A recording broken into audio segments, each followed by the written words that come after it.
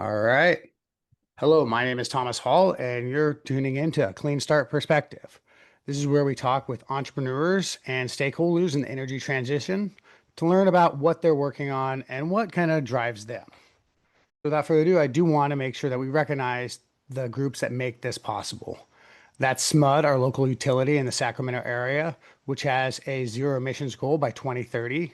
Chico Start, supporting entrepreneurship in the North State. Fresno State's Water Tech, Energy and Technology Center.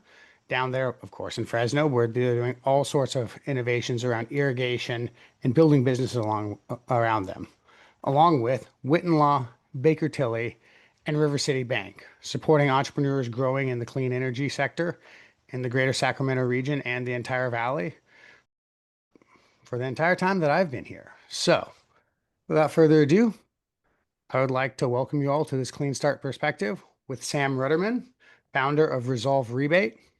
Sam has been working in clean energy and the energy transition for as long as I can tell, looking at his LinkedIn. It seems like it's a real passion of his. So I'm going to start off with a question for you, Sam. What has you so energized about clean tech and the energy transition? Yeah, first off, thanks for having me. It's great to be here. Again, Sam Ruderman, I'm the co-founder of Resolv. What gets me jazzed? The reason we started Resolv was to make it way easier, way more accessible to leverage clean energy incentives. And I think most folks aren't fully aware of truly how many programs there are out there, how much money there is out there. And so we wanted to make it just way, way easier, way faster for folks to find and leverage these dollars to help accelerate decarbonization. And when you're starting a company, a tech startup, there's a lot of hypotheses and a lot of validating. And it's really cool now to be able to say we validated that initial hypothesis and goal to make these incentives way more accessible to facilitate more clean energy projects. And so I'm just excited because there's so much opportunity out there, and we've developed a solution working with a lot of amazing partners that's really helping. And so it's been awesome to see in this past year or so that we've been able to catalyze more of these installs and help folks improve energy efficiency and reduce energy costs and improve indoor air quality and reduce emissions in their homes. And I'm just excited about continuing to do that at scale in the future. I love all the things that you highlighted there because we say energy transition to incorporate all these things from efficiency to even indoor air quality, as you mentioned there. Now, share a little bit about your partners and did they help in your validation? Where what was their role in growing your company? Yeah, when I say I often end up using the word partners more than customers because they are our partners, right? Like we built a software platform based on my lived experience and working experience in this industry where I've had such a challenge with rebates. Just really quick, like a little story. My first job out of college, I was working at a green buildings consulting firm, and I studied environmental science and renewable resource management in college. So I was going into this new role, just really stoked that I was going to enhance sustainability in my home state of New Hampshire. I was going to reduce emissions from buildings, but very quickly I learned nobody's really talking about that. At least most folks aren't. When I say folks, homeowners, commercial building owners, renters, and contractors. Typically, everybody is a little more concerned or cares more about the bottom line, what the project's going to cost, what their energy is going to cost. But what I realized is it doesn't really matter. It's okay that we don't talk about the environmental benefits so much because there's all these other things that people care about, co-benefits, and we can meet them where they're at. And the rebates help us do that, right? And so a lot of my job was just walking contractors through the process of finding the programs and understanding them, knowing the requirements and eligibility criteria and the processes, and then I'd actually do the rebate paperwork for them. This is like 10 years ago. It's a pen on paper, filling out a 3-page PDF document using the documents that the contractor printed out, the invoice and utility bill and permit and photos. So I just say this to say I've been in the trenches. I know rebates, but we really needed to work closely with folks in the field, boots on the ground, like in those trenches today, in order to figure out what are the real needs, what are the gaps today, and how can we best solve them. So when I say partners, I'm talking about contractors, primarily HVAC and plumbing contractors across the state of California, working on primarily heat pump installs, heat pump space heating and heat pump water heating. And, we built our first version of the platform almost 2 years ago, a little bit less. And then we started working with that company that I was hired by in New Hampshire 10 years ago to get their feedback and insights. And they really helped us develop that first iteration of the platform that was addressing the gaps. We moved from there. We had like another kind of small group of beta testing contractors that helped us like a year and a half ago or so before really getting into the market in late 2024, early 2025. And all of that initial feedback that we got from 5 of those partners was amazing and basically created the foundation of Resolv today. But it's interesting. You can never get enough customer or partner feedback and testing, right? Because once we started actually selling and getting in the market, and you get a more diverse range of businesses and owners, operators, customers, that's when you really learn. And so it's just constant learning and iteration. I just had a call with a large shop in Southern California, and he told me some new stuff about the territory down there that I never heard, and I'm going to bring that back to the team. Yeah, it's always great. I think it's entrepreneurs who really need to learn from that. Of sometimes the past people that you worked with or your past job is an ally and wants to see you grow on it. A lot of times you take something from a job, you learn, and then you're like, I'm going to build this other thing. You might be worried, are they going to be upset that I left and created something new? But no, most of the time they're going to be your partners in it and want to see you grow. Now, how much do you see like differ from territory to territory? You mentioned a little bit about Southern California and learning some things down there. And I'm sure whether in our Sacramento area, you go from Sacramento to PG&E to Roseville Electric, and they're all different when it comes to rebates. How do you discover these differences? Where are you trying to find efficiencies in making it so that you can discover them and then get them to your partners? And is it something that they really differ in their what their goals are or how they're handled, or is it just administration? Great question. There is a ton of variability and diversity in these programs. And at the same time, they're all very similar. So, one of the kind of core problems that we're addressing is there's never been a truly comprehensive database of all the incentive programs that consistently is up to date and accurate. So, there's been amazing resources over the years. Like one of the big ones is Desire. And apologies, I forget what that acronym actually stands for. But folks might be familiar. It's a great database of many incentive programs across the country, but definitely not all incentive programs. And my understanding is it's a manual effort of cataloging those and updating them. And these programs change all the time. Programs sunset, requirements or eligibility criteria change midstream, mid-cycle, or they change after in the new year of the program. And then new programs pop up all the time. So again, the main things that we knew we had to do from the get-go is figure out that problem, because at the beginning of Resolv, I was just manually cataloging them like everybody else. There's a great resource in California. The Switch is on. They have an amazing database of all the incentives. But we wanted to build a solution that would ensure that all incentives were cataloged and then continuously tracked and monitored for any changes. Because one of the challenges is while most of the programs are very similar, little differences in these requirements and criteria, if they change and folks don't know about them, they might go out and install equipment and install a job, tell the homeowner or the renter that they're going to get a certain amount of money for the rebates, and then maybe there's a new requirement for the statewide tech program, Tech Clean California, no more dual fuel equipment, for example. And we're in the foothills or something, so we wanted a dual fuel system. It's going to qualify for Roseville or SMUD, but all of a sudden it doesn't qualify for tech. We knew we had to do that, and we've done that. We have our first version of our AI-driven like software solution that basically maintains this database of incentives. But the second thing we realized is while they are very different and constantly changing, there's like a finite list of like 100 things that you could ever need or that would ever be required of any program. So of all the programs across the country, this one might ask for 30 different data inputs on the form, and this one asks for 50, but 25 of them are the same, right? And this other one has 40, and that's got 35 overlap with the other two.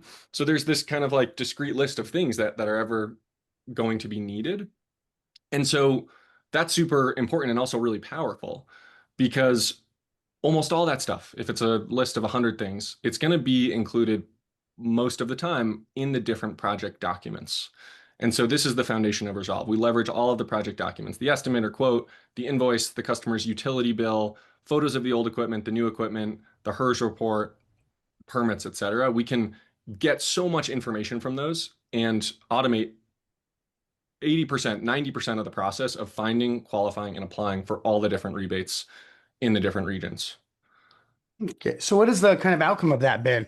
Have you have you had a lot of customer success stories? Are you seeing that, okay, it's automating it and then there's very little that needs to be done? Or are you discovering, hey, we're able to get it 70% of the way, but there's an additional 30% that needs to be manual or that you're still trying to automate? Yeah, great question. We've had a, it's been really amazing to see the success for our users. So for contractors, today they're in and out of our platform in 3 or 4 minutes probably. And they're usually applying for at least two, sometimes three different rebates. So that's been a major success, a major validation point for us is like, okay, we can effectively streamline and automate this process for contractors. Without Resolv or without another software solution or third-party service provider, it typically takes contractors at best an hour or two per application. But if you're applying to some of the beefier programs, if you will, it can often be 2, 3, even 4 hours per application just to get these things in and do them well. And that's ignoring potential kickbacks. So I can say we've done an amazing job at automating 95% of the process in just a few minutes for contractors. What's interesting is we're leveraging our AI on the back end to do that automated review and verification that everything's there. It's all right. We've got the right little line item on the invoice that's specific to this program. And we have the permit document, which is required for that program.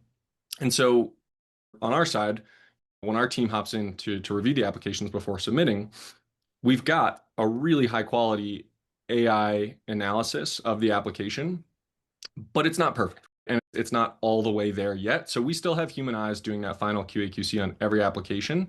And we've still got that last little bit to continue to fully to automate and make perfect, if you will. Okay. You got to have the human in the loop still. And I think, Exactly. that's critical on it. Now, as far as the non kind of clean tech portion of your business is customer acquisition. You have a software solution and you have to go and get people signed up and use on it. What is your kind of customer acquisition strategy? How do you reach them and get them to start using your program? Yeah, yeah. You can go to the contractor state license board and basically find all the contractors by license type for different geographies in California. So that was like a great first step to developing our customer database, if you will. There's also data available from programs around the country that are publicly available. So we leverage those. When we were first starting, a lot of this was just leveraging my network, both contractor network and also before Resolv, managing one of these building energy programs. I had the chance to meet many different folks in the space that worked at utilities and other public agencies.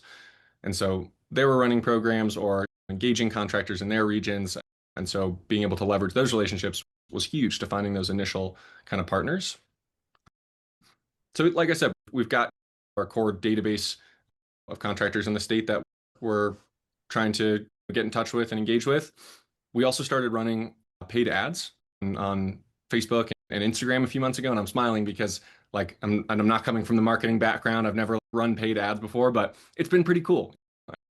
We do get a lot of folks that book meetings from those ads, and it's been interesting to just see that we can connect with folks on social media and meet them where they're at. Often on Sundays, I've realized that's when we get a lot of meetings booked. I think that's the scrolling day, but it's cool because the folks that see the ad and they're like, oh, this is relevant for me, they'll book, and the other folks that it's not applicable for, they scroll on.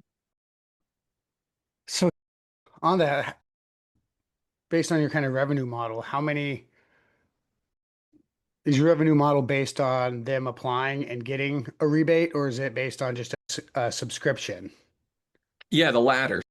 Okay. Contractors sign up for a plan with Resolv, like a monthly plan, based on their average project volume. We've got smaller mom and pop type shops. They might sign up for 3 projects a month. With that, they'll be able to apply for all the different rebates for each project. So they sign up for 3 projects. For the first one, there's the local utility rebate and the Tech Clean California statewide rebate. That's included for one project. The second one, there's the local utility plus actually the air quality management district plus the statewide program again. So those are all included. So that's our starter. We've got like a mid-tier, or we call it the scale plan for contractors doing 10 or so projects a month, and then up from there to larger and enterprise customers. Okay. For each dollar that I guess the a customer spends, how much are they seeing that they're getting back on it? Yeah. Because the rebate goes to the person that they're building for, right? Mhm. So, Primarily, there are uh, some programs that are contractor focused, which is also really okay. Okay. So cool. what's their kind of payback period on it? Yeah, yeah. So it's really awesome. Like the payback for contractors, the ROI is fantastic because one of the core value props of Resolv is find more rebates, sell more jobs, right? Contractors sell more jobs when they include incentives on their quotes. Some of them are doubling their win rates by including incentives when they weren't before, or as compared to before. And so if a contractor starts working with us, maybe they're doing rebates a little bit. This gentleman I just talked to right before this, he said, I'll do some here and there, but honestly, I just ignore some because they're too much of a pain. They're too difficult. They're too time consuming for me. It's just not worth it. So this gentleman and this company, they know rebates and they know that customers want them and that they help facilitate sales. But sometimes it's just the juice isn't worth the squeeze for them. So now, hopefully, they start working with us. Resolv identifies all the rebates up front as they're developing their estimate, their quote, and then it qualifies the job. It makes sure that they're going to get the money based on what they're specing, the scope of work. Mhm. And then after the fact, they just upload their docs, they're done. So that job sells. That's a job maybe that wouldn't have sold before because they wouldn't have included the incentives. They've immediately paid back that full month just from that one project.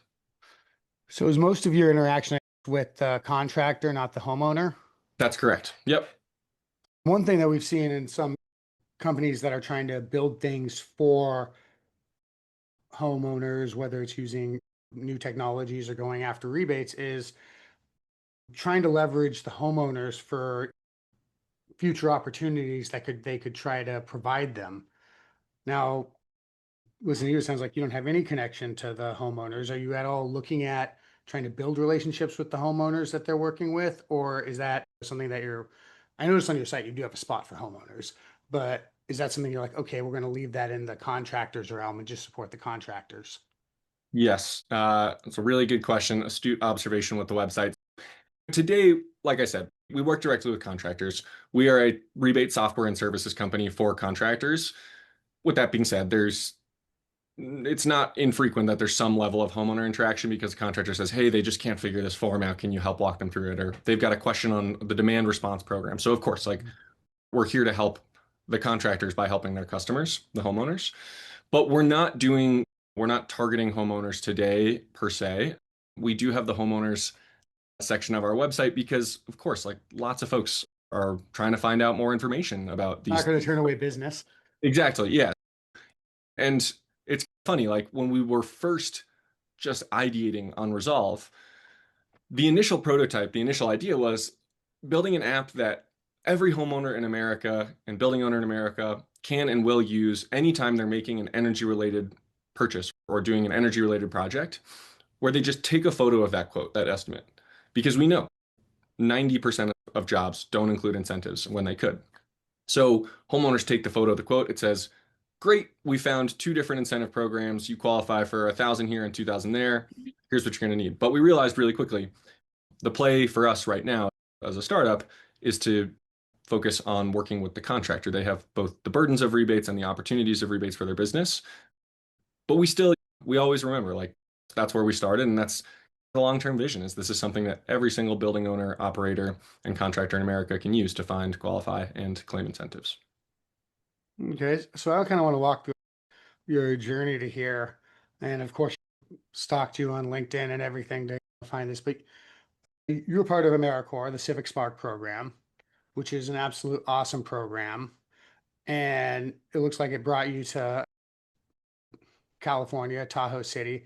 Now, my question is, did you go there for the snowboarding? I 100% moved here for the skiing. Yes. The So skiing, I okay. grew up on the East Coast, grew up skiing ice coast mountains, born from ice. I was like a ski racer and a ski jumper. And I went to college in Montreal, so pretty much the same. In college, I skied J Peak, which is like a small, somewhat lesser known mountain in very northern Vermont, right on the border actually of Canada. So I would drive down in the winters, especially my later years in university, to ski J Peak. And J Peak is really cool and unique because it's an East Coast mountain that gets like 400 inches of snow on average a year. There's like a lake effect there. And anyways, I started skiing powder. And I watched a documentary, I think my sophomore year, called McConkey. And it's like a Red Bull documentary about one of really like the pioneers of big mountain freeride skiing. And Shane McConkey, yeah, legend and a pioneer in the sport. He was at some point for a long time based in Tahoe at skiing at Palisades Tahoe, formerly Squaw Valley. And so, I remember watching that being like, oh, that's pretty cool. I might have to try to go do that at some point. And then by like my junior year, I was like, I'm doing a ski bum season after college. So I moved up to Tahoe for one ski bum winter. It was the winter of 2016, 2017.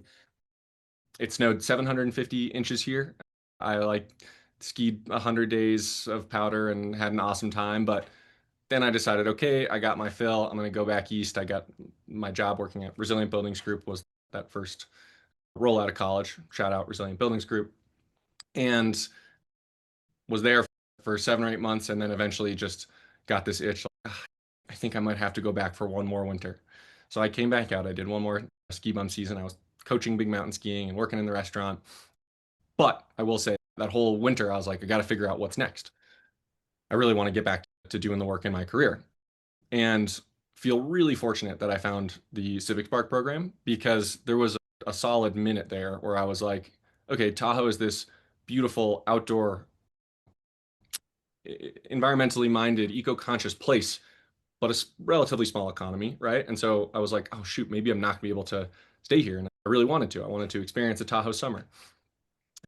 And so yeah, the job market wasn't looking great locally, but I found Civic Spark and was accepted or I accepted a role at the Sierra Nevada Alliance, an environmental nonprofit, and covers the entire Sierra Nevada, but offices in Tahoe City and South Lake Tahoe at the time.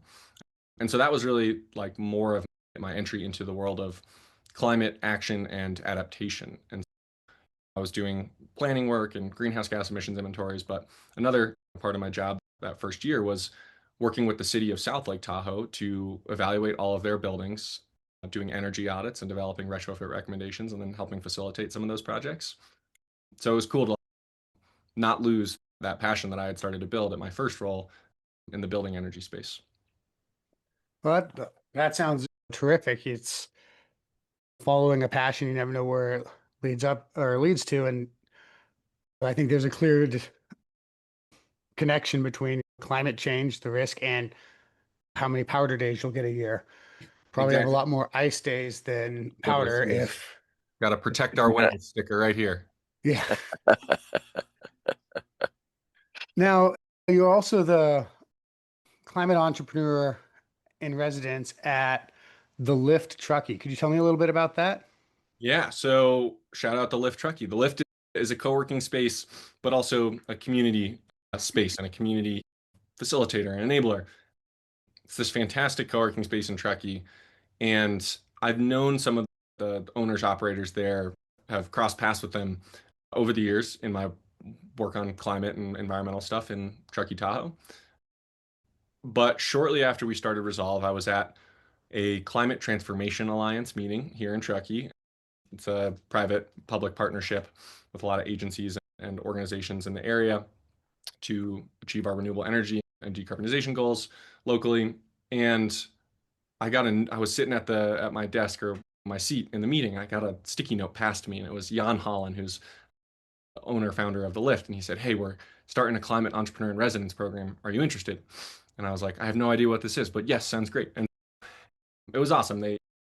They basically sponsored me and gave me a spot at the Lift at the co-working space and gave me access to a fantastic group of folks there. It's really, they have an amazing space and just this culture that they've cultivated. And there's a lot of folks in the energy world, climate tech world. And so I started going to the Truckee Climate Hub meetings, which is like an offshoot, if you will, of the Lift, this group that they've created for folks in the climate world, climate careers. And yeah, I ended up on the steering committee of that group, so helping organize events and planning and things like that. And it's just been amazing. I would say if anybody's ever up in Truckee and needs a place to work, go check it out. I have folks that have come and visited from like New York City and San Francisco and Denver, and everybody who goes to Lyft is like, holy smokes, this is like the nicest, most enjoyable co-working space I've ever been to. It's awesome. I'll definitely have to do that on one of my trips up to Tahoe Check because it out. They'll give you a it free does day. sound really nice. It's Truckee's awesome. a beautiful area. It Um, is. now, how much of, your experience with the Sierra Business Council, the Sierra Nevada Alliance, being at Civic Spark, how much of that network building did you rely on for Resolv? And when you initially did it, was it you're just trying to meet as many people as possible and build your network? Was it strategic? Was it kind of happenstance? Because you mentioned that initially at Resolv, you were able to turn to a lot of contractors that you already knew through your experience. And I'm curious about how you were able to build that network. Was it just happenstance or was it strategic in thinking out how you wanted to grow your career? Yeah, you're saying like while I was at Sierra Business Council in previous roles, was I thinking about the networking for the future? Yeah. We talk to entrepreneurs about part of what you're doing is not just trying to sell your business, you're trying to sell yourself. And you have to go and present yourself, whether it's on LinkedIn or at events, as someone who's knowledgeable in this space. Because when you get investment, the number one thing they invest in is you and your team, not necessarily the technology. We say there's three T's. The first one is team, the next one is traction, and then the last one is your technology that people invest in. Building this network and initial the people that you're working with, that's your team and your traction. So as you're going through it, where you're like, okay, this is just a standard thing of how I have to build myself, or did you have a larger vision in it? So hopefully this answers your question. I think when I was just figuring out like, should we do Resolve? Should I really jump in with both feet here and leave my awesome job at Sierra Business Council that I'd only been there for 14 months or something? I think one of the key considerations for me was like I said earlier, I've been in the trenches. Like I've done this work, boots on the ground. I know the problems really well. I also know the opportunity. I also know the people. Like over the course of 6 or 7 years in the climate and energy space, like I had developed a lot of relationships with staff and representatives at utilities, cities, counties, other public agencies, special districts, state organizations, and contractors. And that was really cool because number one, before I'd actually made the decision to jump into Resolve, I started talking to those folks and saying, "Hey, what are your thoughts on this problem, right? What are you guys seeing today with your programs, with your contractors, and just validating the pain points that I thought I knew, right? Making sure that those weren't just in my head, and was able to get that validation pretty quickly. And it's cool. With that first prototype, it was a contractor platform, but I was showing it to like utility and public agency staff that ran programs or worked with rebate programs.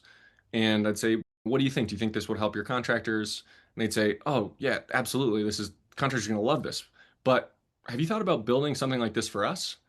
I'm like, what do you mean? They're like, our staff are often doing research manually on rebates themselves because contractors are calling. And then, when we get the applications, the submissions that come in, like our team has to manually review everything still. And it takes a lot of time and we're eating up admin budget on this stuff. So we're like, huh, yeah, I think we could do that. And we realized like we could actually just take our contractor platform, basically copy it, modify it to run in reverse, and voila, we had that. And so that was, yeah, just like that was quite early on actually in Resolve, where leveraging my network or just having those conversations with my network helped basically guide Resolve to this second kind of parallel pathway and opportunity that we had. All right, Um, now I got some questions on your business here. So, how are you growing your business? Are you bootstrapping it? Are you looking for investment? Have you gone to friends and family or any angels? How are you growing your business?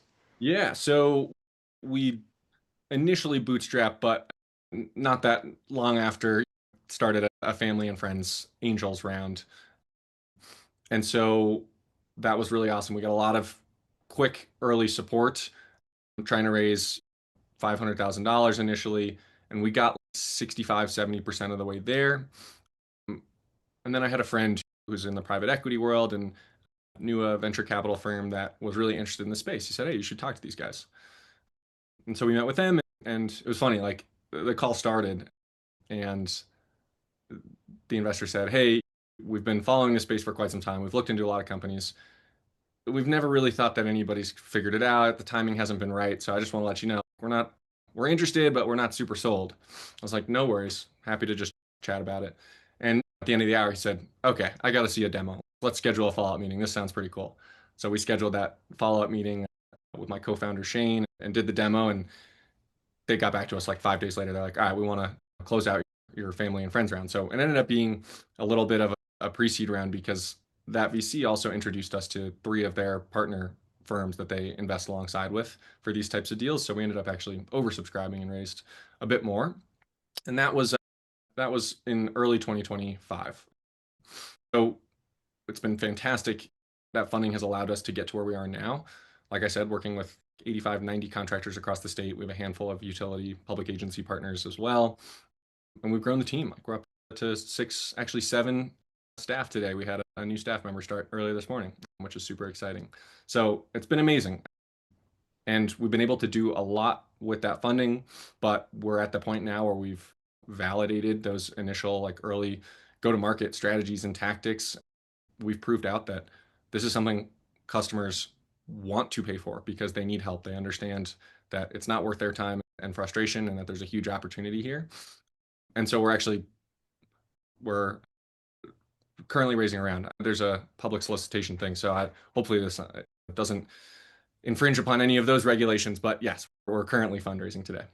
So if they have questions, they should probably reach out to you outside of this. Yeah, or not, because we can't say that live on the air. Oh, No, okay. I'm half joking. All right. Well, Public solicitation you're the one indeed. who has to follow the regulations on this I am and not soliciting. Yeah. not soliciting. All right. You are not soliciting. All right. But so as far as working with your investors, so it sounds like you have to keep your friends and family that close capital that you raised from. You got to keep them happy, and then you also have, it sounds like, VC money or more kind of institutional capital. How do you balance working with those? Does one have more influence than the other? Is there one that's easy and one that's hard? Nobody's hard. Everybody's fantastic. Our family and friends that wanted to support us early on, like honestly, I'm sure most of them, if not all of them, wouldn't have invested in it if they didn't believe in the vision and the massive opportunity and our ability to execute. But also, like, I've had some of my closest friends and family tell me, like, just want to support you and what you're doing is really cool and it seems like it makes sense. And I try to send updates as often as I can, probably not quite often enough. It's not like I'm getting any pressure from any friends and family, which we feel really fortunate about because I know that's not always the case. We did make sure we didn't want anybody to overextend themselves, even if they did really want to support. And people often ask me, like, "Weren't you worried about taking money from friends and family?" And what I said is, we wouldn't have accepted investment from any friends and family that we weren't 100% sure knew what they were doing, which is investing in an early stage AI tech startup, which is not the highest success rate if you look at the macro. So we Mhm. wanted to make sure everybody knew that. And our institutional investors have been fantastic. They're great. They are, as they put it early on, like they're here to help when we want it, when we need it, but they're not going to be looking over our shoulder, breathing down our neck the rest of the time, which has honestly been awesome. Like I do feel bummed for founders that have to deal with that early on because there's no time and space for that, right? There's the task list is infinite and there's only so many hours in the day and only so many people on the team. And if I had investors knocking on the door every week or two or even every month asking for things directly from me that wasn't on my list of things I needed to accomplish that day, week, month, that would have slowed us down, honestly. So it's been great to have that here when we need it not It's always good to have capital that aligns with your vision on that. for sure. How's your revenue doing? It's really cool right now to be able to say it's going well. Yeah, no, we're getting to a place. I was just telling somebody yesterday that yeah, we are. It's cool to see. I still get the emails of like, the Stripe payouts every month, and like now it's not an insignificant amount of money, and it's also just helping us with our runway and like relieving the pressure of needing to raise. And like I have heard stories of founders not having, just to be direct, like investors having leverage because they're like, yeah, they're going to need, they've got 3 months or even 6 months of runway left. We're fortunate that the money coming in the door is helping to alleviate some of that pressure. So, do you have an estimate of what your annual revenue is expected to be, or? Yeah, yeah. We'll close out the year in the mid six figures, which is cool. All right. Yeah, And then hopefully grow beyond there. absolutely. So what's next for Resolv? Yeah, so as I mentioned, we're doing some we're fundraising. And we're doing that because like I said, we've learned a lot. Like we've figured some stuff out and we feel really confident in what we figured out. And I say that to say we know how to deploy capital right now, right? Like we know where we need to make some key hires. We know some key marketing channels that we should be doubling, tripling down on, quadrupling down on. So, number one, we're hiring on the sales side. We figured out that repeatable, scalable sales motion. We've really hit our stride in the past like 2, 3 months. It's been awesome to see the growth and the acceleration. So, hiring a few folks on the sales side, hiring another full-time engineer to help continue to build out the product, especially as we scale outside of California and really just launch nationwide. And then focus on the back end, doing that human in the loop that we were talking about. Like the way that we look at it is have rebate experts that are managing our AI, right? We're leveraging the AI to help us do our jobs better, more quickly, more effectively, more accurately, but we still need humans in the loop. And as we've grown our customer base significantly, like we need some more customer support help. I've got a couple missed calls and texts here just since we've been online from contractors with questions and stuff like that. And I love that part of my job. I really do. But I could also use a little bit of support there. So yeah, it's going to be an exciting 2026 for sure. All right. Gary, do you have any questions? Well, sure. Just one, really. You've talked a lot about incentives, and until the end of the year, there have been tax credits available too. I don't know how many of those are going to survive at the federal level. They almost all disappear. But what's been your experience using your technique to help people get the tax credits? Yeah, so we don't actually help people claim the tax credit directly. Like I remember in multiple of my past jobs, the first job, Resilient Buildings Group, and then at Sierra Business Council managing the program, there's always a little line item on our proposal documents that says qualifies for the federal tax credit. We are not tax preparers. Consult with your tax professional for this. You'll file at the end of the year. So Resolv will show folks, our users, that it does or does not qualify for the federal tax credit and how much. And then the contractors basically pass that information along to the homeowner. They usually include that note on their quotes. And then we'll provide the documentation or information rather that homeowners need in order to claim the credit on their tax credits. But we aren't doing the paperwork for them, if that makes sense. It's one of the program, like the program that we can't actually do the work for. But to be honest, like my understanding is it's actually pretty straightforward on tax returns to claim the heat pump tax credit and the energy efficiency tax credits. Yeah, but you're doing an important thing, just getting the documents together for people. For sure. So here's the bill of sale. Here's the magic thing you have to say about which tax credit you're applying for. That's very helpful. Yeah, they need to consult with their tax preparer, but the tax preparer isn't going out and getting all the documentation. For sure. Yep. Exactly. And putting it in a shoebox and shoving it in front of your accountant. Yeah. Yeah. We're getting that time of year. It's coming. Yeah, I've got the shoebox right back there. Yeah. All right. Oh, my final question, and hopefully you can leave it on a note or call to action is, what was your final kind of aha moment as in we have something here that you're just like, you know what? This is not just a cool idea. This is a business. Yeah. When I was so funny, Shane and I were talking about the concept of something like Resolv. Basically, we're talking about starting a business in this space, right? Addressing some of these challenges and figuring out what that opportunity was. We kind of landed on Resolv, like what Resolv is today. And Shane and I at this point, we had met while traveling like a year prior. And so after that trip, Shane started learning more about the Inflation Reduction Act and heat pumps and all these different programs and how amazing the equipment is and how much it's improved over time. And he just couldn't believe that there's all this money out there and most people aren't getting it and that it's so difficult to get. So he got enamored by the problem, really.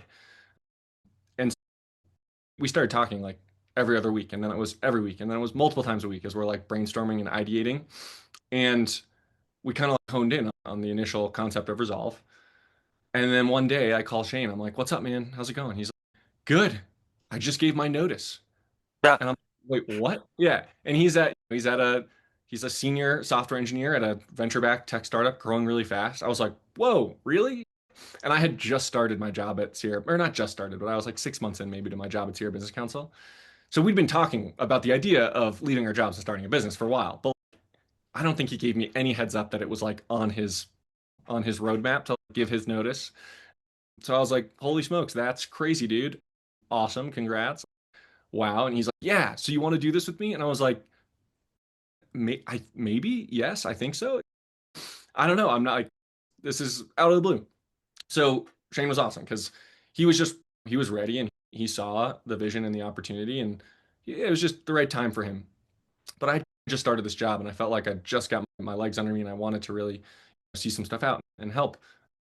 And I also realized when Shane put that on my plate of like he's doing it, this is real for him. I was like, holy smokes, I want to make sure that this is real for him and real for me. I think he had a contract with his former employer for like a month, so he had like a little bit of a backup safety net for a bit there. So my plan became start calling contractors, right? I got to really do the validation. And like I said earlier, I knew what I knew, but I wanted to make sure that wasn't just in my head and other people agreed basically. So I started calling contractors. And I was like doing this on my lunch break. Like honestly, sorry, Sierra Business Council, sometimes during work hours, I would work late, but couldn't do it after hours because contractors won't pick up the phone. So I had to like squeeze in calls. My goal was like talk to 50 contractors in a month or something like that. And I didn't hit that. I think I hit that over the course of like 3 months. But I remember I had a day where I called 20 contractors and I couldn't get like anybody on the phone to talk to me about this. And I was just like, oh, I'm like deflated. It was like at the beginning of me doing these initial kind of customer interviews. And then the next day, I called a contractor actually close by. I think they're in Auburn, Mize guys, and the one of the owners, she was just wonderful and spoke to me for like a half hour. But I had these questions that were there's a structure, a framework for these types of customer interviews, right? And it's you don't want to lead the customer, you don't want to introduce your bias, you want to keep it open ended and really hear like the honest truth from them. So I spent time developing those questions, and just one by one, she was just checking the box, like it was just perfect. And I remember I still have the notes document somewhere. I'll pull it up at some point and refresh myself. But at some point, she said, "We need a solution that will find us all the rebates at any given time. We can't keep track of them; they always change. And then we need the solution, the software that'll qualify the equipment and make sure we're going to get the money. And then we need software that'll do the paperwork. Come on, it's 2024 now or 2023 now. We should have a tool that can do this." And I just was like, "Yep, that would be great, wouldn't it?" And I think one of my final questions is, "Would you pay for this really? And if so, how much?" And I can't remember what she said, but it was enough for me to be like, "Wow, this is crazy." And I immediately chatted Shane. And then really quick, and I'll wrap up because I know this is a rambling answer here. No, it's great. Keep Okay. going. Shortly after that, I'm on an email listserv, the California Decarbonization email listserv. And I get an email. There's a thread that's starting to pick up some steam with folks in this group. And it's all about the challenge of rebate programs, specifically for contractors. And you know what it was? Is somebody actually forwarded it to me, a colleague of mine forwarded it to me. He's like, "Have you been looking at this? You got to read this," because he knew what I was thinking about working on.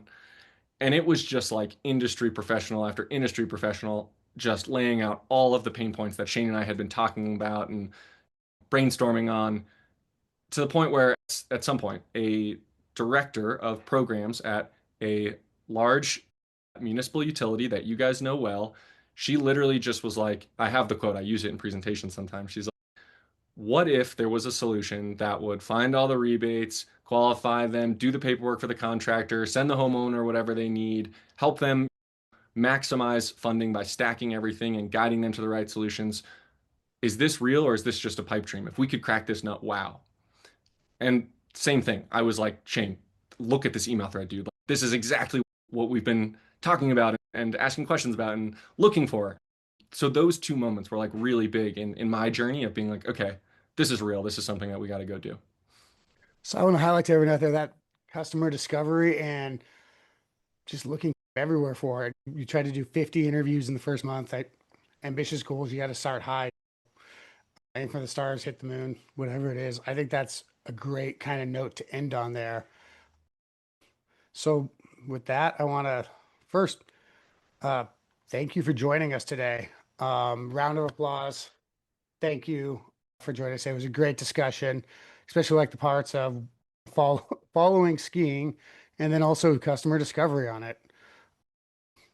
Sounds like you got a long road ahead of you still, though, but I think you got a good head on you for this. I'm optimistic to hear more from you in the future. I want to thank the supporters of this Clean Start perspective: SMUD, Chico Start, Fresno State, Witten Law, Baker Tilly, and River City Bank. I want to encourage people to come and join us next week at the holiday party. Maybe Sam will drive down and participate in that at the Urban Hive here in Sacramento, 5 p.m. It's meet a whole bunch of startups and people trying to figure out that customer discovery solution. And with that, I want to thank you all for attending. A slightly shorter version of this will be on YouTube in the coming days. And make sure you follow us on all the social media channels. Thank you, everyone out there. Bye. Thanks, All right. everybody. Appreciate it. Thanks so much, Sam. Thanks, everyone. Take care.